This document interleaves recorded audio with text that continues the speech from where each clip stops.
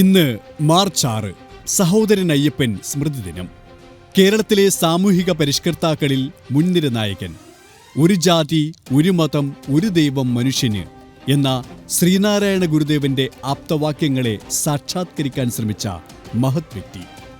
അപകടകരങ്ങളായ ആശയങ്ങളെ നവീകരിച്ച് ജാതിരഹിതവും വർഗരഹിതവുമായ പുതിയൊരു സമൂഹം സൃഷ്ടിക്കാൻ പരിശ്രമിച്ച നവോത്ഥാന നായകൻ.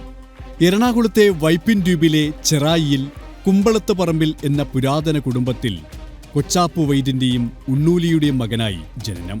ചെറായിൽ വെച്ച് ശ്രീനാരായണ ഗുരുദേവനെ കണ്ടുമുട്ടുകയും അദ്ദേഹത്തിന്റെ ക്ഷണപ്രകാരം ആലുവ അദ്വൈതാശ്രമത്തിൽ ചെന്ന് ശ്രീനാരായണ ഗുരുദേവനെ നേരിട്ട് കാണുകയും അദ്ദേഹത്തിന്റെ ഉപദേശങ്ങൾ സ്വീകരിക്കുകയും ചെയ്തു.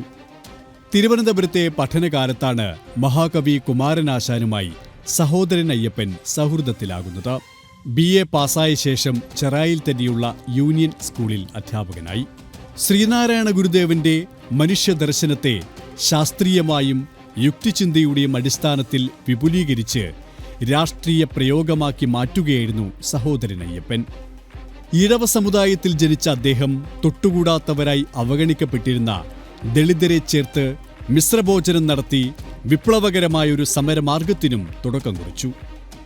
1917 സഹോദര സംഘം രൂപീകരിക്കുകയും അതേ കാലയളവിൽ സഹോദരൻ മാസികയ്ക്കും തുടക്കമിട്ടു. 1919 സഹോദരൻ പത്രം മട്ടാഞ്ചേരിയിൽ നിന്നും പ്രസിദ്ധീകരിക്കാൻ ആരംഭിച്ചു. 1921 SNDPയുടെ സഹകാര്യദർശിയായി.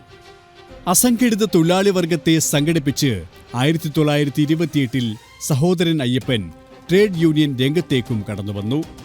കൊച്ചി നിയമസഭയുടെ 1928 രണ്ടാം തെരഞ്ഞെടുപ്പിൽ വിജയിച്ച് കൊച്ചി നിയമസഭയിലെത്തി. 1931 വീണ്ടും എതിരില്ലാതെ തെരഞ്ഞെടുക്കപ്പെട്ട് കൊച്ചി നിയമസഭയിൽ അംഗമായി. കൊച്ചിയിൽ ഉത്തരവാദിത്വ ഭരണം വന്ന ശേഷം ജനകീയ മന്ത്രിസഭയിൽ 2 പ്രാവശ്യം അംഗവുമായി. തിരുക്കൊച്ചി ആദ്യ മന്ത്രിസഭയിലും അംഗമായി. കൊച്ചി മഹാരാജാവ് സഹോദരൻ അയ്യപ്പന് വീരശൃംഖല നൽകി ബഹുമാനിച്ചു. നിയമസഭാംഗമായിരുന്ന കാലത്ത് അദ്ദേഹം അവതരിപ്പിച്ച 3 ബില്ലുകൾ പ്രത്യേകം ശ്രദ്ധയാകർഷിക്കുന്നതായിരുന്നു. മരുമക്കത്തായ തീയ ബിൽ, മക്കത്തായ തീയ ബിൽ, സിവിൽ മാരേജ് ബിൽ എന്നിവയായിരുന്നു അവ. മരുമക്കത്തായ തീയ ബിൽ അവതരിപ്പിച്ച ഉടൻ തന്നെ നിയമമാവുകയായിരുന്നു.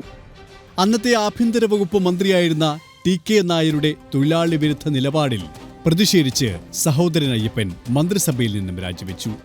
ചുറ്റുമുള്ള വൈകൃതങ്ങളെ നിഷ്കാസനം ചെയ്ത് പാർശ്വവൽക്കരിക്കപ്പെടുകയും നിഷേധിക്കപ്പെടുകയും ചെയ്ത ജീവിതങ്ങൾക്ക് വേണ്ടി ജീവിതം ഒഴിഞ്ഞുവെച്ച നവോത്ഥാന നായകനാണ് സഹോദരൻ അയ്യപ്പൻ.